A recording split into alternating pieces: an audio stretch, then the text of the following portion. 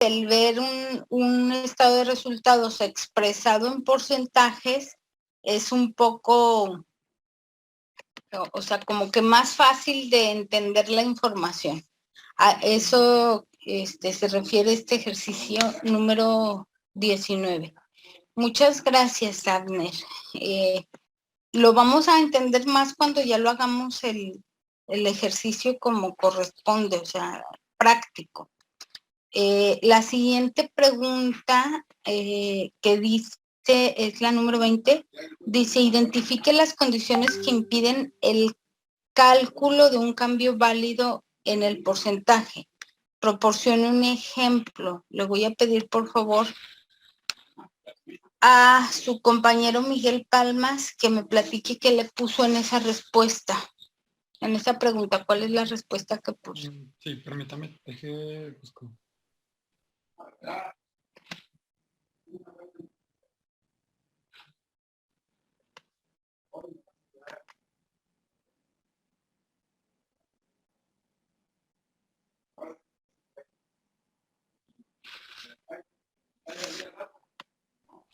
Sí, es la 20, ¿verdad? Dice, identifique las condiciones que impide el cálculo de un cambio válido en el porcentaje. Luego, pues, bueno, yo le puse que cuando una cantidad negativa se presenta en la base y una positiva en el siguiente periodo o viceversa, no es posible calcular algún cambio significativo en el porcentaje.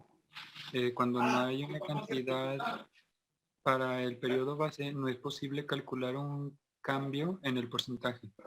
Cuando la cantidad del porcentaje base es pequeña, no se puede calcular un cambio en el porcentaje, pero el número debe ser interpretado con cautela. Sí, o sea, y por ejemplo, cuando no hay, la pregunta se refiere a en qué casos no se puede hacer un análisis porcentual o no sirve el análisis porcentual.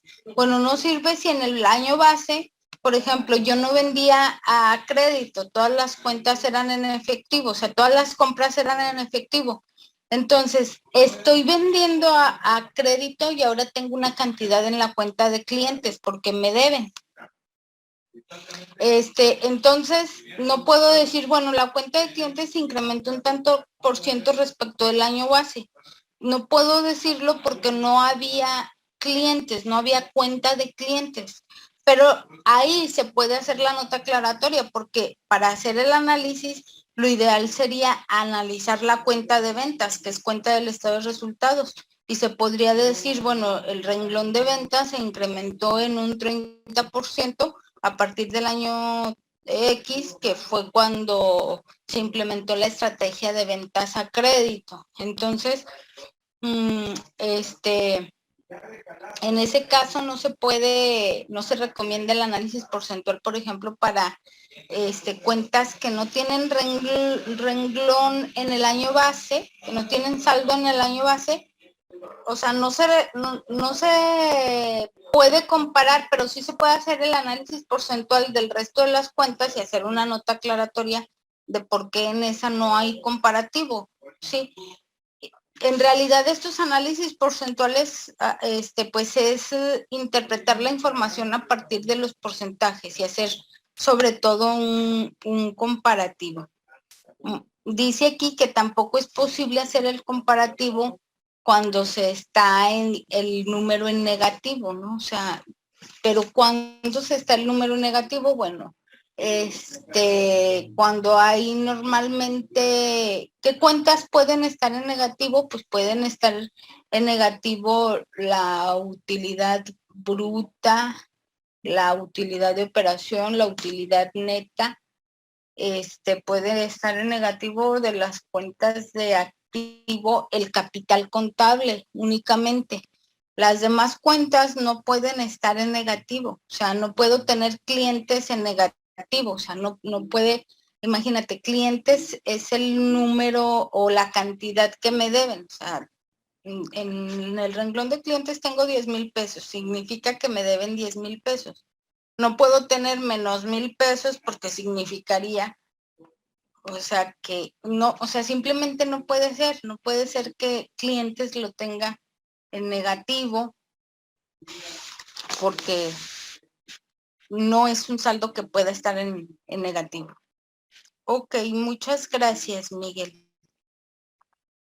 Entonces, en la práctica, pues lo vamos a ir practicando acorde a la teoría para que nos quede más claro, ¿sí? Y luego el 21 dice, describe los criterios para seleccionar un año base para el análisis de la tendencia del número índice.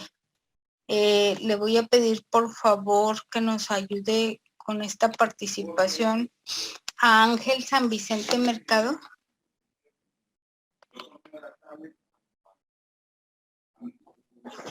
Sí, maestra. Ajá.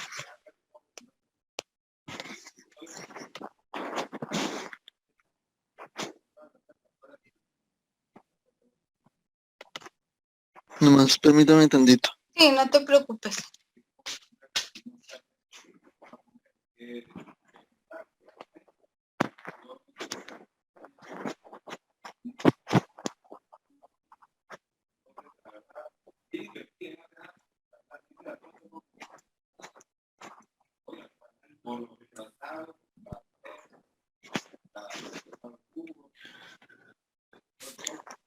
Pues en sí, lo único que tengo es que, pues es una herramienta útil, ¿no? Para las comparaciones de la tendencia a largo plazo, que es el análisis de la tendencia del número índice. El análisis de datos, utilizando el análisis de la tendencia del número índice, requiere la elección de un periodo base para todas las partidas con un número índice seleccionado con anterioridad, generalmente fijado en 100, debido a que el periodo base es un marco de referencia para todas las comparaciones. Es mejor elegir un año normal en lo que concierne a las condiciones de negocios. Lo mismo que con el cálculo de los cambios en los porcentajes año con año. Ciertos cambios como las cantidades negativas a cantidades positivas no pueden ser expresados por medio de número índice. Ok, muy bien. Pues esta pregunta nada más nos dice, bueno, ¿qué consideraciones debes de tomar en cuenta para seleccionar el año base? O sea, el año con el que vas a estar comparando tu desempeño. Dice aquí, pues simplemente lo que se recomienda es que sea un año normal. Por ejemplo, para finanzas, todos estos años que ha sido de la pandemia, que van 2 años prácticamente, estos 2 años no pueden ser considerados como normales, no pueden funcionar de igual manera que los demás. O sea, hubo una alteración en las finanzas, en la economía, en la contabilidad, y no puede ser considerados como año base. No se puede recomendar casi para ningún tipo de negocio porque el mercado no funcionó igual. Yo diría que casi para ningún tipo de negocio. O sea, sí fue un impacto muy grande en la economía. Y a veces hay otras, o sea, nunca habíamos vivido, bueno, estas generaciones que actualmente tenemos vida, o sea, desde nuestros abuelitos hasta los más jóvenes, no nos había tocado vivir una época así. A lo mejor sí había habido pandemias en otras épocas de la humanidad, pero este fenómeno, desde el punto de vista económico, también ha sido único en las recientes épocas. Entonces, no se puede comparar igual un año, por ejemplo, si el país está en guerra o si hay reformas significativas. Por ejemplo, los años también electorales a veces no pueden ser considerados normales. O por ejemplo, en el 2012 que hubo reforma energética, reforma laboral, reforma educativa, tampoco a veces pueden considerarse un año normal, pero ahí sí puede ser que para ciertos sectores nada más. A lo mejor hablando del 2012 que tuvo todas estas reformas energética, laboral, educativa y un montón de cambios en las leyes, pues a lo mejor para la industria, digamos, ¿de qué será? No sé, del cristal, de espejos.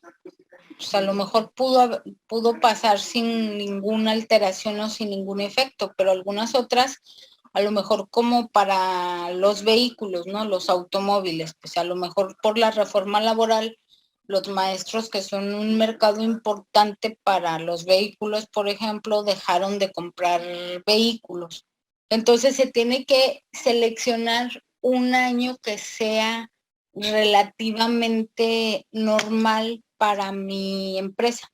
Igual también cuando hay fenómenos naturales, como digamos un sismo, inundaciones, sequías, no puede considerarse para cierto tipo de empresas un año que haya transcurrido de forma normal, porque eso va a tener alteraciones en sus estados de resultados, pues en sus finanzas. Por ejemplo, imaginen a lo mejor si hay un huracán, ¿no? Que en las costas, en Cancún, en las costas, pues, ¿no? En Nayarit. Entonces, al año siguiente, por ejemplo, del huracán, pues la economía o en ese mismo año, ¿no? La economía en temas de construcción, o sea, de materiales para construcción, que la gente tiene que reparar sus viviendas o construir o todo eso, pues las ventas de las empresas dedicadas a la construcción van a tener altas, o sea, van a tener un incremento los renglones en ventas. Entonces, si considera ese año como año normal, pues entonces la tendencia va a marcar que los años siguientes va para abajo y va para abajo y va para abajo, porque lo consideró con un año que en particular la demanda creció más de lo normal. Entonces, la interpretación de ese análisis financiero comparativo va a estar mal, porque, ¿cómo se dice? No, ese año no puede ser considerado normal. Entonces, si se fijan aquí en el análisis financiero, aunque hay fórmulas, aunque hay pues ya cierta teoría que nos dice qué es lo que debemos comparar, cómo y cómo se interpreta, de todas formas tiene mucho que ver las decisiones o las recomendaciones que haga el contador respecto a qué año se considera como base, respecto a qué renglones se comparan, respecto a las notas financieras que se le ha de poner, notas aclaratorias, ¿no? Entonces, como les he venido diciendo, o sea, las finanzas es un área de conocimiento relativamente nueva, pero que todavía sigue pues avanzando y que no todo lo que nos dice pues, es como una fórmula de física, pues, o sea, aquí también tiene que ver la experiencia propia del contador, porque no hay una fórmula que te diga qué año elegir, ¿verdad? Tiene que ser ahí en base al criterio del contador que esté haciendo el análisis. Aquí la recomendación del autor es que solo sea un año normal, o sea, que no haya pasado por ningún altibajo, por así decirlo, la empresa. Ok, muchas gracias a su compañero, ya le anoté su participación. Le voy a pedir a Israel Alejandro que me ayude con la siguiente pregunta, que es la número 22, que dice, explique qué información útil se obtiene del análisis de tendencia del número índice. Sí, maestra, permítame tantito. Sí, está bien.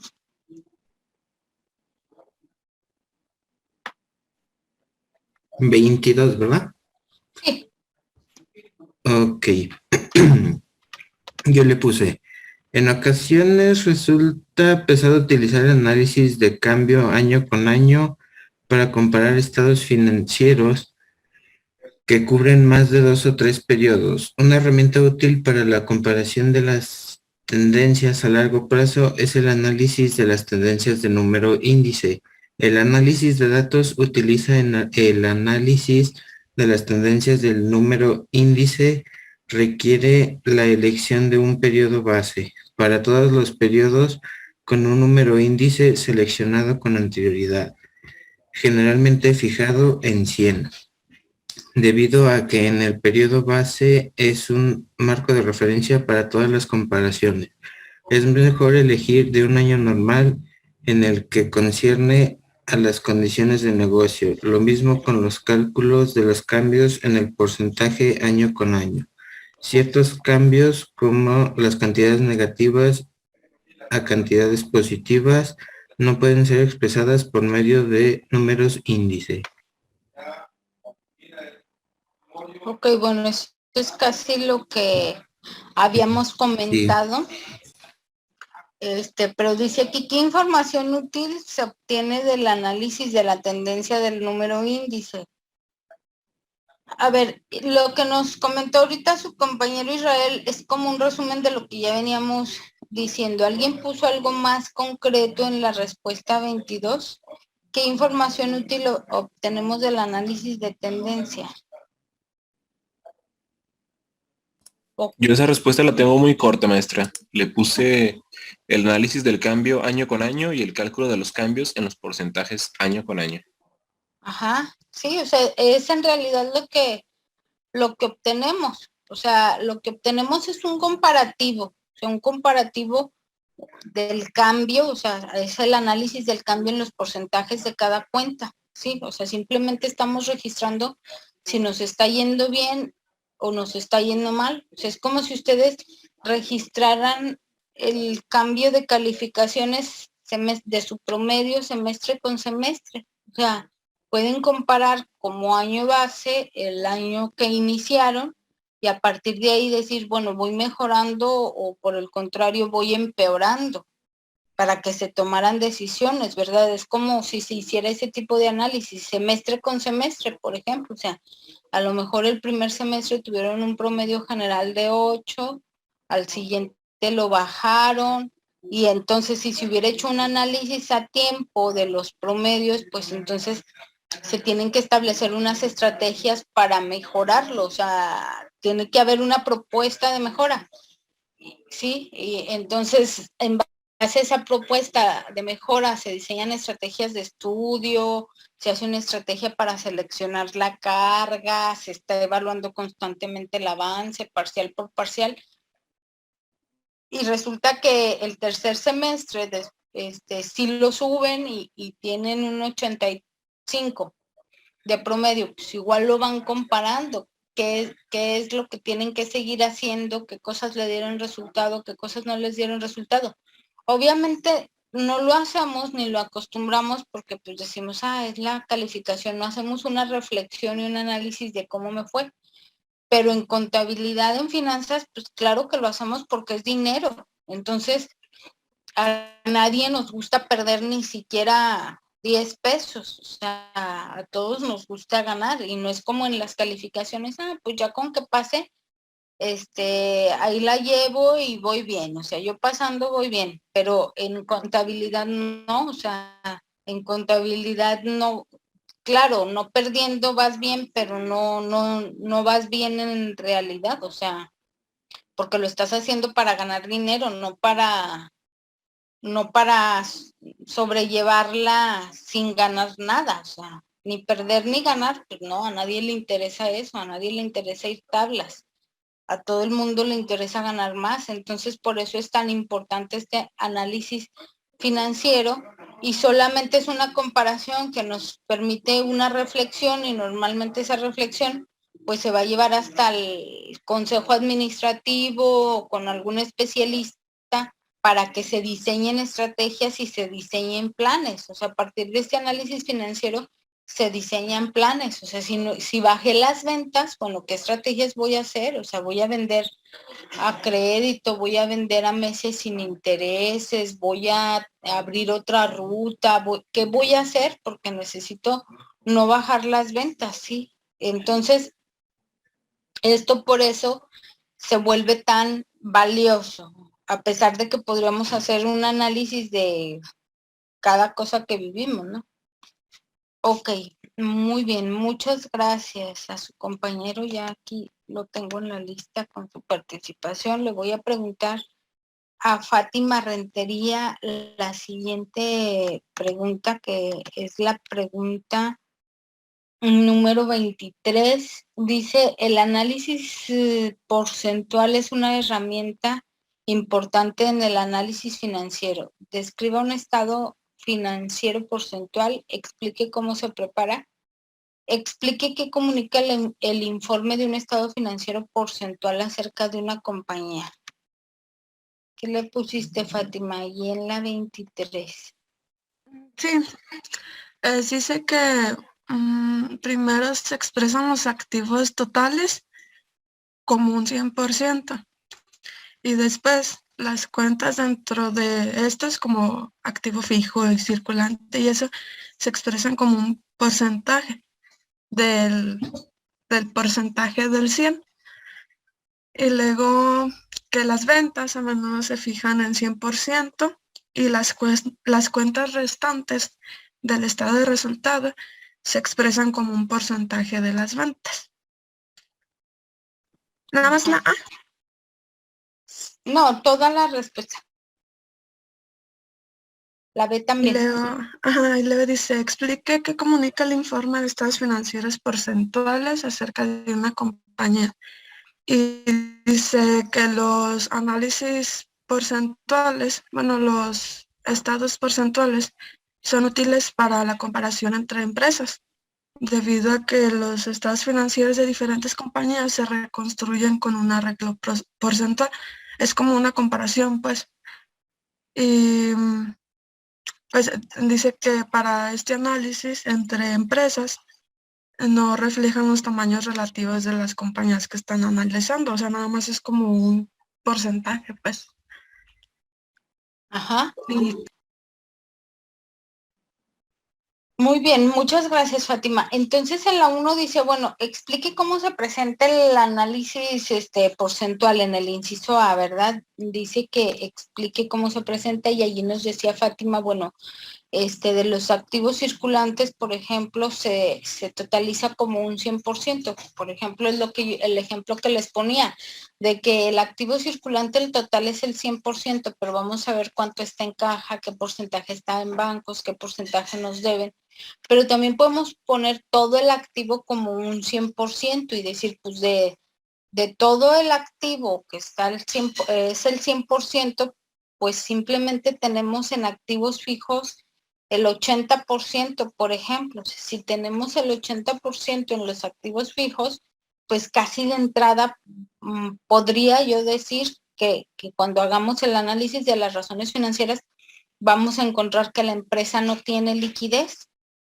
Entonces, para eso nada más nos sirven, y decía, en el estado de resultados se presenta considerando las ventas un 100%, y allí ya lo vamos a hacer práctico, pero por ejemplo, si vendí 100,000 pesos, en el renglón de estados de resultados donde dice ventas, es 100,000 pesos, y resulta que de utilidad tuve 10,000 pesos, entonces ya allí se hace un comparativo, ¿no? O sea, las utilidades son el 10% del total de las ventas, o sea, a mí me está quedando solo un 10% de lo que vendo, o sea, por cada 100 pesos que venda, yo gano 10, o por cada peso que venda, gano solo 10 centavos. Entonces, para establecer tus objetivos de venta, o sea, tienes que considerar el margen de utilidad que te queda. O sea,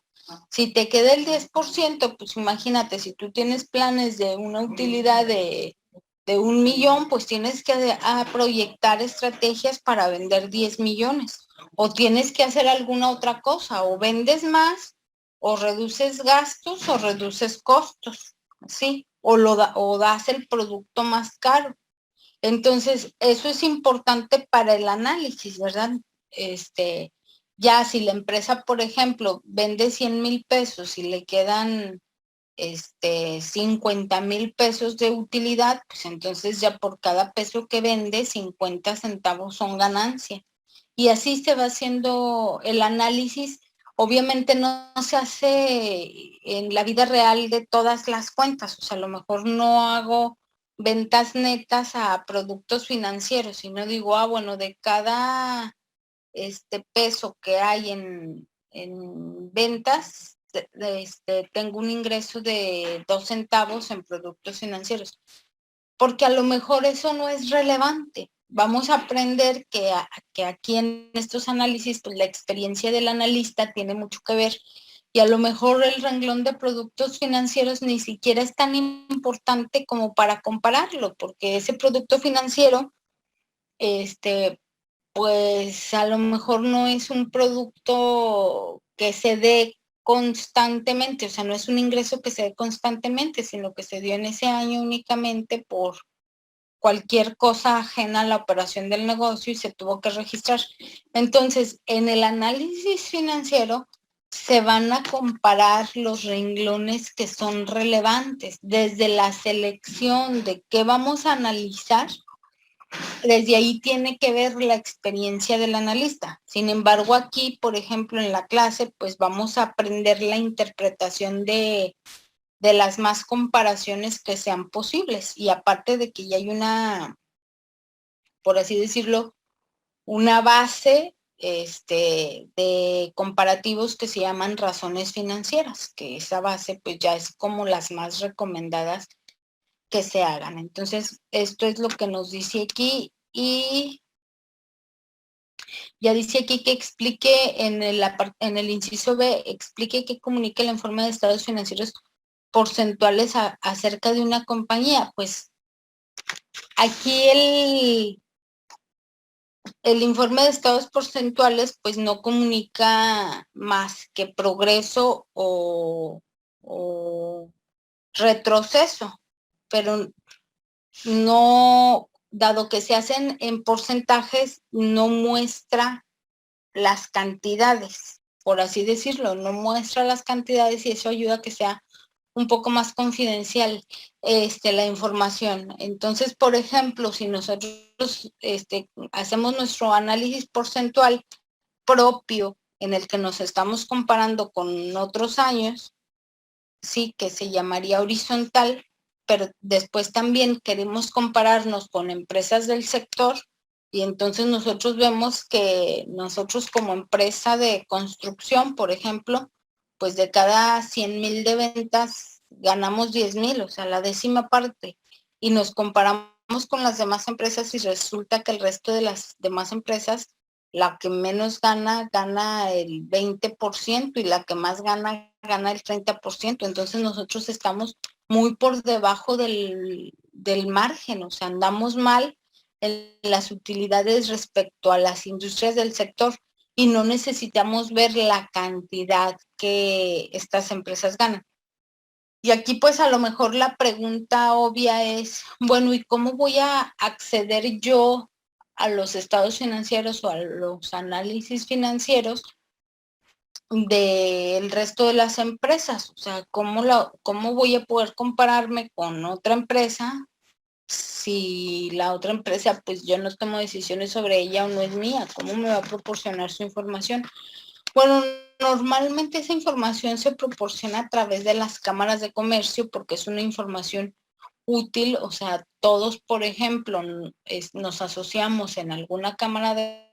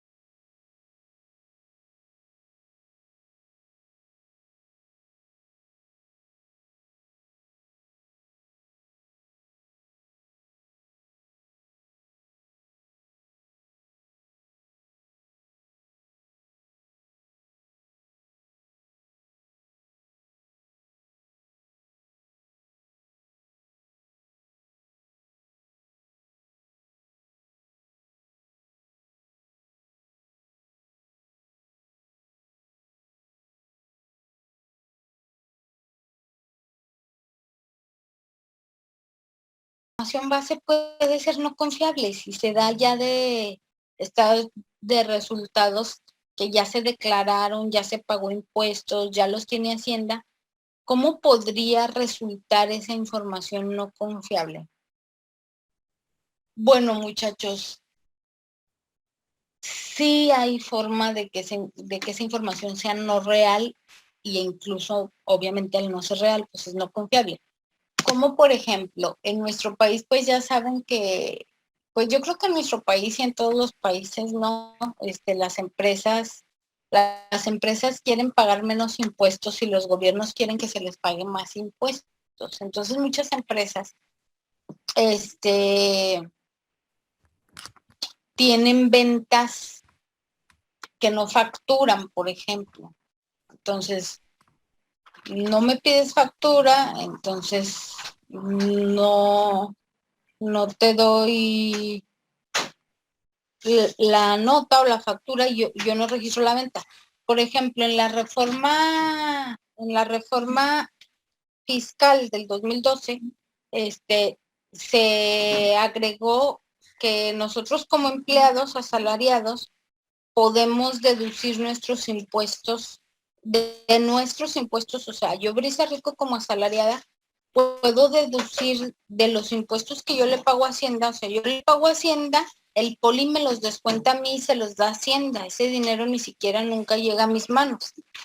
Entonces, Hacienda dijo, bueno, ok, a todos los asalariados que gasten en médicos particulares, o sea, médicos de cualquier tipo, no sea especialistas o de cualquier tipo, le vamos a dar chance de que al finalizar el año, o sea, una vez ya hecha su declaración anual y todo, pueda solicitar que se le regrese ese dinero que pagó en las consultas o con los médicos, que se le regrese de los impuestos que pagó. Entonces, yo, por ejemplo, en lo personal, si llevo a mis papás al médico, pues yo ya le pido un recibo de honorarios, que antes no le pedía porque no tenía, pues ni para qué, o sea, no me servían de nada. Ahora que ya me sirven, pues se los pido, pero esa estrategia no es así como que, ay, Hacienda, qué buena onda fue con los asalariados, que les va a regresar el dinero que gastaron con el médico. No, esa estrategia es más bien para que los médicos paguen impuestos, porque antes ibas a un médico y ¿quién le pedía este recibo de honorarios al médico? O sea, ¿quién le decía, oiga, me cobró 600 de consulta, denme un recibo fiscal? Pues nadie, porque a nadie nos servía. Entonces los médicos, imagínate, si cobraban 600 la consulta y tenían 10 consultas al día, 6,000 pesos de ingresos, que casi todos eran utilidad, porque es un servicio y casi todo es utilidad. Obvio pagan a lo mejor la renta del consultorio, el gasto de la impresora para imprimir las recetas, las hojas y ya, pero tienen un margen de utilidad altísimo. Entonces, si ganas 6,000 pesos diarios, ingresas 6,000 pesos diarios de consulta por, no sé, 20 días que trabajes al mes, pues, ¿cuánto es, no? 120,000 pesos de los que, y al año, ¿cuánto es? De los que no se pagan nada de ISR.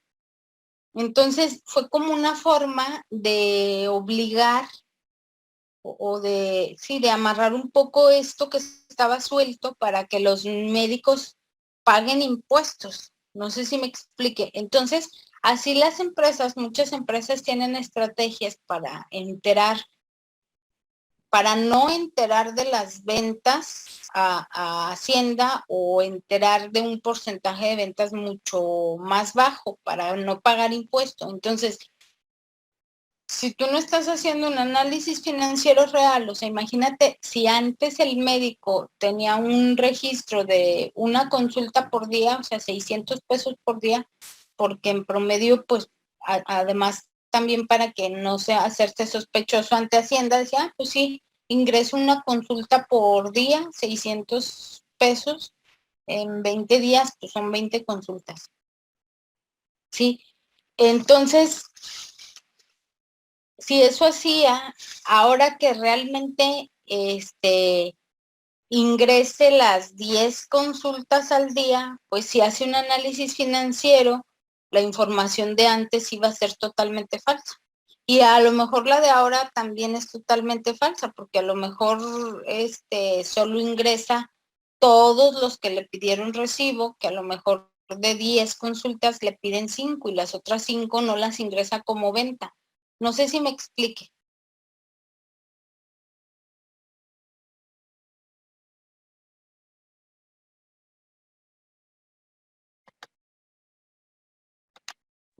Maestra, por ejemplo, cuando hacen las donaciones, así por ejemplo al Teletón o algo.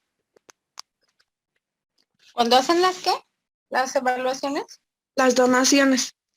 Ah, sí, cuando se hacen las donaciones, por ejemplo, al Teletón, también esa es una estrategia, para no pagar impuestos, pero esta estrategia es muy usada por los dueños de la propia empresa, de la fundación. O sea, las empresas tienen derecho a hacer donaciones hasta un porcentaje de sus ventas. Ese porcentaje les es, por así decirlo, descontado de los impuestos. Es decir, tú tienes derecho a hacer hasta supongamos, 3% de donaciones. O sea, es lo que tienes deducible. Si tú haces más, no se te va a deducir. Es decir, si tú tenías que pagar 100,000 pesos de impuestos, donaste el 3%, o sea, donaste el 3%, diste 3,000 pesos de donaciones, pues bueno, ya no me pagues los 100,000, págame 97 porque esos otros 3 los donaste. Si donaste 6,000, de todas formas me vas a pagar 97 y los otros 3 pues ya los donaste de tus propias utilidades.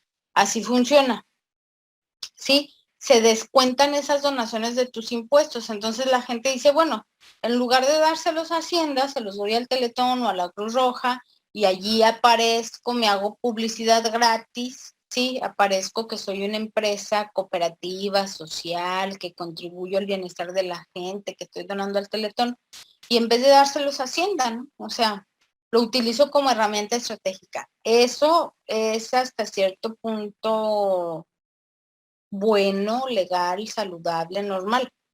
Pero ¿qué pasa, por ejemplo, el Teletón? El Teletón que es de Televisa, ¿no? O sea, todos sabemos que es de Televisa. Entonces, Televisa crea su fundación y entonces ellos consiguen dinero de todas las empresas, pero obviamente también de Televisa. Entonces, imagínate, yo ahorita dije si gana 100,000 pesos, pero ¿cuántas utilidades registrará Televisa? O sea, ¿cuántos millones y millones registrará Televisa?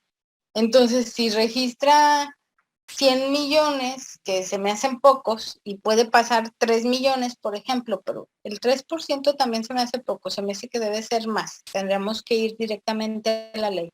Pero pasa 3 millones a Teletón, pues esos 3 millones que no le pagó Hacienda siguen estando bajo el mando de los mismos dueños. Pues esos 3 millones que no le pagó Hacienda y que los pasó al Teletón como donación, pues ahora yo hago con ellos lo que quiero, porque ya son del Teletón. Si ya no se los di a Hacienda, son del Teletón. Y, por ejemplo, el mismo dueño de Televisa puede nombrarse como administrador del Teletón y tener un sueldo. ¿Sí me explico? Y ponerse un sueldo que equivale a lo mismo que donó de Televisa.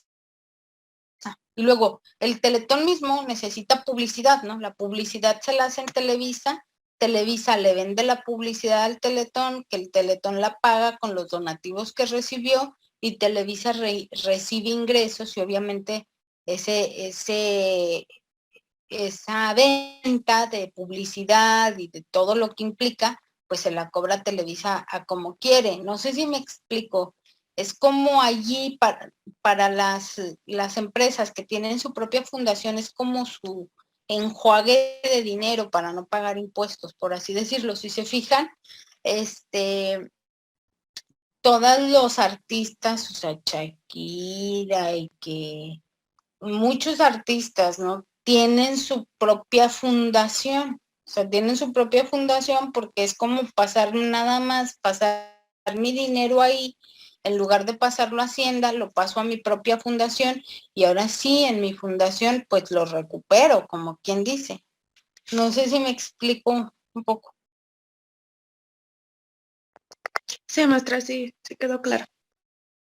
Más o menos. Por eso creo que se está proponiendo una nueva ley que cambie esto, ¿no? Porque esto de las fundaciones, o sea, si se fijan, cada millonario tiene su fundación, o sea, y no es que tengan tan buen corazón, es que es una estrategia contable. Digo, tampoco quiero decir que no haya gente que tiene buenas intenciones, pero no es en todos los casos. Muy bien. Entonces, nos quedamos en la 25. Dice, identifique y describa las limitaciones del análisis de las razones. Le voy a pedir a Cristian que me las platique. Ok, hola. Hola. Aquí yo encontré que había ciertas limitaciones que era más que nada, como quien dice, los factores de la industria, ya que esto se tenía que tomar en cuenta o sea, porque bueno, creo que yo lo entendí de que puede haber, no sé, si quieres, no sé, crear un negocio de bicicletas y ya está lleno el mercado, pues ya no se puede entrar ahí, por ejemplo. También las políticas administrativas y los métodos contables. Ajá, Esas eran sí. las limitaciones del análisis de razones. Sí, y allí fenómenos económicos o propias políticas internas, pero por eso se tienen que hacer las notas. Digo, vamos a ver que las razones no se ven tan afectadas como el de los porcentuales. O sea, que sí dicen más la realidad. Ok, muchas gracias. Le voy a pedir, por favor, Arturo Huitrón, que nos platique la siguiente, que es la 26. Dice, el análisis de razones es una herramienta importante en el análisis financiero. Mencione por lo menos 4 razones que utilicen datos del balance, datos del estado de resultado y datos de balance como del estado de resultados.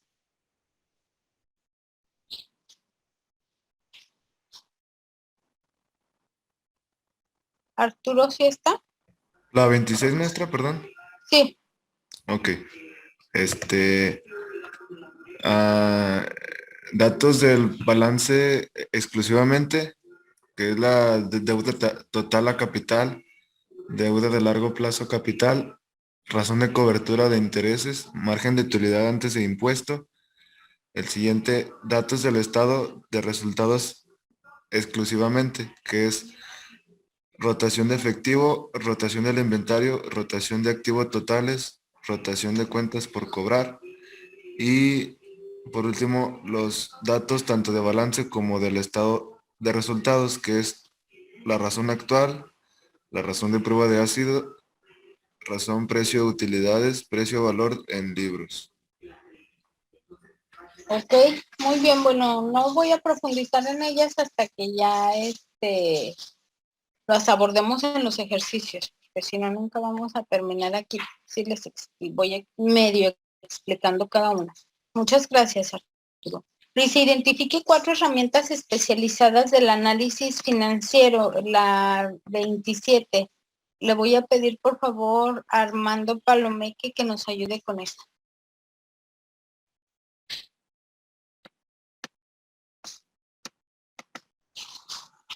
Armando, ¿se nos escuchas? Sí. Ok. Espérame tantito.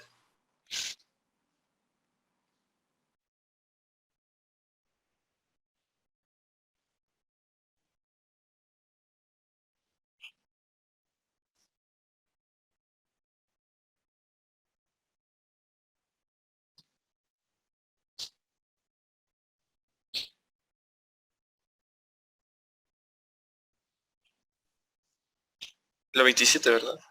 Ajá. Bueno, yo puse que es el análisis de razones financieras, análisis de estados financieros porcentual, análisis del flujo de efectivo y análisis de estados financieros comparativos. Ok. Sí, bueno, esos son los tipos de análisis. Sí, pues también está bien, aunque también pudieron poner análisis de cambio año con año, análisis de crédito, análisis de rentabilidad. O sea, la pregunta no es muy específica, pero sí está bien la respuesta también, tu respuesta. Ok, la 28, muchas gracias. Dice, ¿qué significa la expresión, a ver, ¿qué significa la expresión valor del dinero en cuanto al tiempo? Explique la función de este concepto en la evaluación. Le voy a pedir, por favor, que nos ayude con esta pregunta a Iván.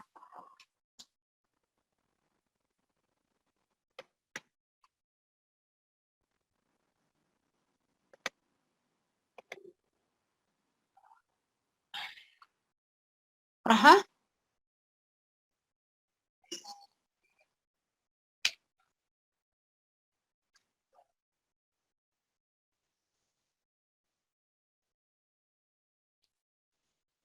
Ajá. Bueno, aquí, para no extenderme tanto y ya para ir terminando, pues el valor del dinero en el tiempo también es un análisis que vamos a hacer, ¿verdad? Cuando los estados financieros se comparan año con año, es importante que esa comparación sea expresada en dinero que tiene el mismo poder adquisitivo, porque si no estaríamos comparando, es como si yo le dijera a mi abuelito, oye, ¿cuánto te daban a ti para gastar en la primaria? Me va a decir 1,000 pesos. Y a los niños de ahora, pues 10 pesos, porque eran otras monedas, eran los que se llaman viejos pesos, los llamados viejos pesos. Entonces va a ser muy diferente. Sí, se tiene que, la moneda poner en un mismo poder adquisitivo. Y ahí porque cambió la moneda, pero igual si no hubiera cambiado, si por ejemplo ustedes le preguntan a sus papás, pues a lo mejor a sus papás les daban para ir a la escuela 3 pesos de los que usamos actualmente y pues ahora a un niño le das 3 pesos para ir a la escuela y te va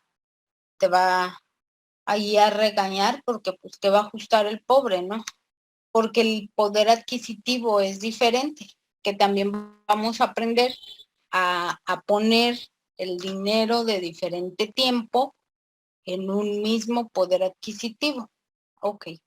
A eso se refiere. Muchas gracias, Iván. Le voy a pedir, por favor, a su compañero, Edgar Emanuel, que me ayude con la 29, que dice, explique la afirmación, aun cuando teóricamente se utiliza la tasa de interés efectiva para calcular el valor presente de un bono, en la práctica sucede lo contrario. Sí, maestra. Bueno, lo que yo puse no es tan extenso, ya que no supe muy bien explicarme. Lo que puse yo fue que los futuros pagos de abonos son pagos de principal e interés, mientras que los futuros pagos de acciones son dividendos y apreciación del capital. Ajá, bueno, eso sí es cierto, pero aquí también se refiere sobre todo a la tasa de interés efectiva para calcular el valor del presente de un bono. Dice aquí que en la práctica sucede lo contrario, porque, bueno, primero, vamos a ver ya en un ejercicio, ¿no? Que el dinero se lleva al futuro y luego se trae al presente con una fórmula. Cuando se habla del valor presente neto para estados proyectados, por ejemplo. Si yo quiero proyectar los estados de resultados a 5 años, el valor del dinero se lleva al futuro y luego todo ese dinero que está en el futuro se trae al valor del presente. Entonces, es así un proceso que a lo mejor aquí en teoría no lo podemos visualizar tan fácil, pero que en la práctica sí lo vamos a ver. Ok, muchas gracias. Le voy a pedir que nos ayude con la pregunta número 30 a Edwin. Sí, un momento. No, la 30 es la que nos dijeron, no, sí, la 30, que es casi la misma, un poco parecida, ¿no? La 30. Dice, ¿qué equivocación hay en la afirmación? El valor de una acción es el valor descontado de los flujos de efectivo esperados en futuro.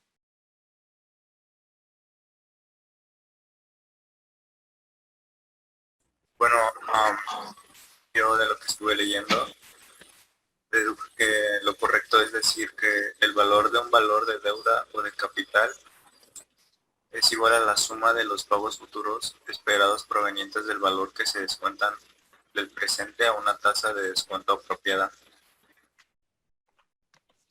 Ok, bueno, estos conceptos sí están un poquito más difíciles de explicar teóricamente hasta que los veamos un poco más en los ejercicios. De hecho, el 31 también trae una fórmula. Yo creo que a partir de del 30 al 31, lo mejor será que lo vayamos, al 33, lo vayamos explicando ya con las fórmulas que corresponden en la práctica. Después viene ahí en el libro, estos ya no los vamos a abordar aquí porque nos vamos a confundir. Mejor los vamos a hacer en los ejercicios, ¿sí? Porque así está más complejo. Entonces,